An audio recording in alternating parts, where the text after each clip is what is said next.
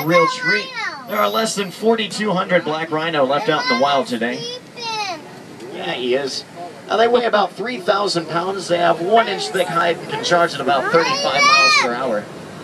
Makes them almost indestructible, except to humans. Unfortunately, even on reserves like ours, poachers will sneak in and try to hunt them down for those horns. So if we're out here today and you see anything suspicious, please let me know so I can radio the warden. We'll get that taken care of immediately. Now look out over here on the left side. Just past these trees here, you'll notice a tall white and black bird. Those are saddle-billed storks. They get their name from that saddle shape on their bill.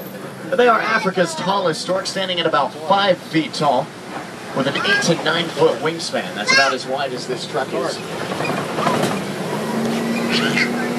We're going to make our way just over this hill to the Safi River.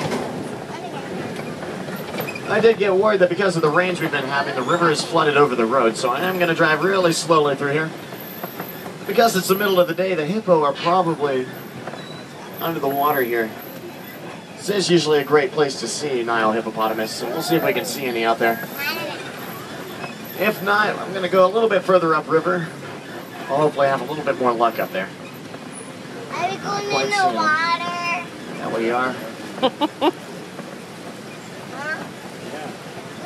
Oh, check this out. Over here on the left, I see a whole bunch of hippo down there. They weigh about 5,000 pounds, so they'll stay submerged most of the day to try to keep cool. I'm going to try to get you a better view. Now look at that bird sitting on that nest there. That's a white-breasted cormorant. It's a water bird.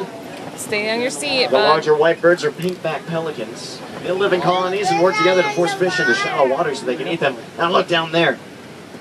I can see 4 hippo. Now they can hold their breath for about 5 to 8 minutes at a time, allowing them to stay submerged most of the day. I know, why? Sometimes during the night or cooler parts of the day, they will come up and walk around on the land eating grass. They eat about 100 to 150 pounds of grass every night. Seems like a lot of food, but when you weigh 5,000 pounds, then I guess it's not that much. Making our way around here. Uh-oh. We got a nasty looking bridge up here. Once again, folks, please remain seated for me. Oh, and for good reason, look down there to the left. Those are Nile crocodile. They are much larger and much more aggressive than the American alligator we're used to. They'll grow to be about 18 to 20 feet long.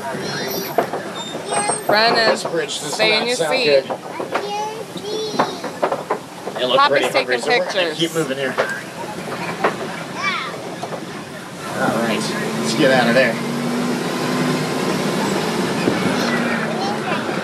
Number 1, come in. This is Symbol 1, over.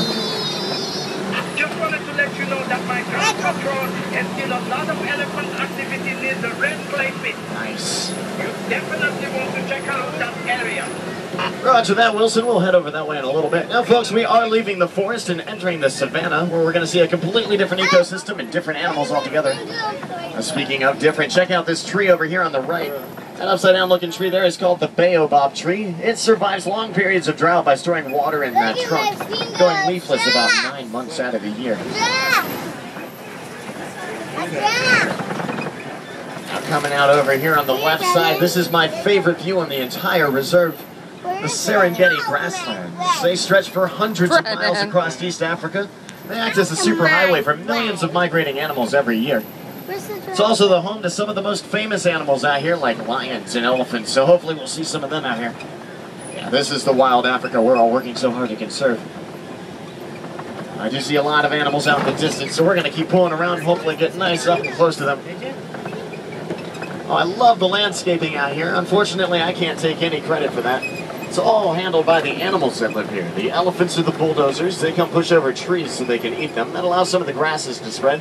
The giraffe are the pruning shears. They'll eat the undersides of these trees, letting in more light. Then the zebra and large antelope come mow down the tall grasses. And finally, the little nibblers like gazelle and warthog will trim around the edges.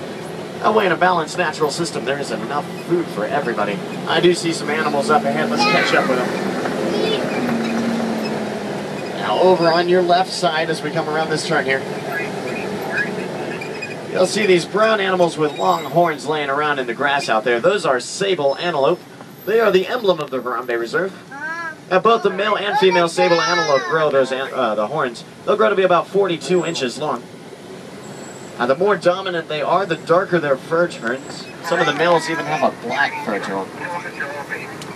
Now you'll notice some of these tall columns of earth out here. They look like really sloppy sandcastles. Those are termite mounds. They're about as hard as concrete, and the elephants like to use them as scratching posts. But once they wear them down, the antelopes